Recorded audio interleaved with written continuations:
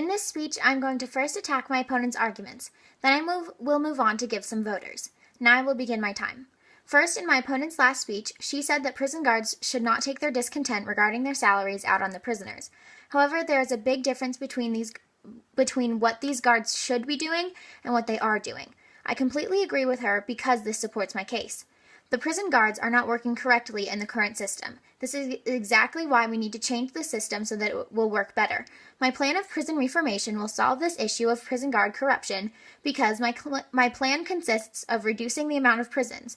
Reducing the amount of prisons will reduce the annual cost of prisons. Therefore, it will be possible to give prison guards higher salaries. Giving these guards higher salaries will solve the issue of their corruption. Next, my opponent brought up her argument of human rights violations committed in prisons again in her last speech.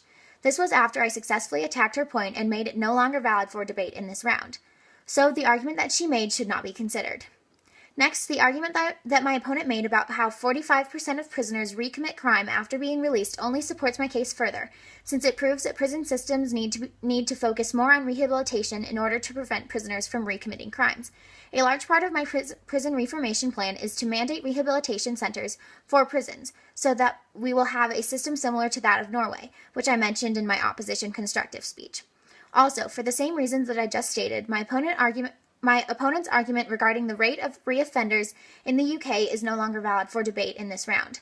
With my reformation plan, we will be able to save taxpayers' money, while at the same time helping prisoners to change their ways so that they will not commit more crimes. Moving on, my opponent also stated that abolishing prisons will reduce crime and save people money. However, prisons already reduce crime, so there is no need to get rid of them. Like I said in my last speech, prisons have made it possible for crime to be about half of what it was at its peak in 1991. Violent crimes plummeted 51%. Property crime fell 43%. Homicides are down 54%. Getting rid of our prison system completely would take away the deterrent for citizens not to commit crime. It will destroy the human race's perception of right and wrong, which will lead to a society with no control or restraint, which in reality is no society at all. Next, my opponent stated that the reformation that I suggest is unclear. However, in my first speech, I gave the clear example of Norway. Norway's prison system is focused on rehabilitation. They prioritize the well-being of prisoners over money. This is what we must do, instead of abolishing prisons. Along those same lines, my opponent said that reformation will cost too much money. However, like I said previously, reformation will consist of reducing the amount of prisons, which will save us money. The money that we save from not having as many prisons will facilitate the reformation programs. My opponent also said that prisons are costing too much in America, and I completely agree with this. We must reduce the amount of prisons we have so that we do not have to spend $47,000 per prisoner each year, which is a statistic that my opponent provided.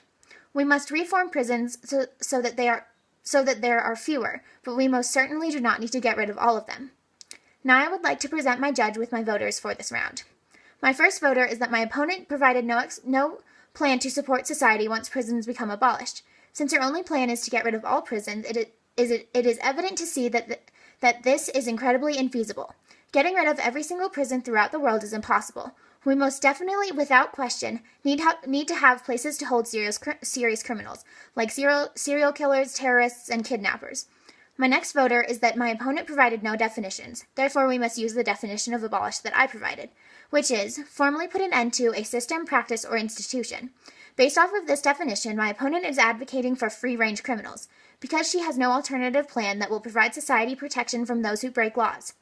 For these reasons, and more that were previously discussed throughout this round, I must urge my judge to vote in favor of creating a safer, more effective prison system by reforming prisons and not abolishing them. Thank you.